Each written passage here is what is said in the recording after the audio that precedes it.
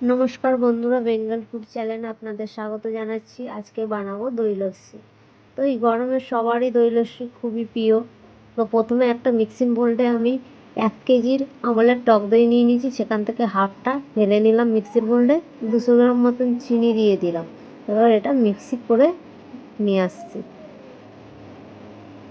Mixie করে নিয়ে নিলাম, কাচের গ্লাসে ঢেলে নেবো। কাছের আর একটা গ্লাসে ঢেলে দিচ্ছি। ঢেলে নেওয়ার পরে সামান্য গোলাপ জল দুটোতেই দিয়ে দিচ্ছি এবং সামান্য বিট লবণ, কুচনো বরফ রেখেছি আরেকটা করে দিয়ে দেবো। এবার কিছু গোলাপের পাপড়ি দিয়ে পরিবেশন করুন ঠান্ডা ঠান্ডা ও মজাদার দই লস্যি। যদি ভালো লাগে তাহলে অবশ্যই একটা লাইক করে দেবেন।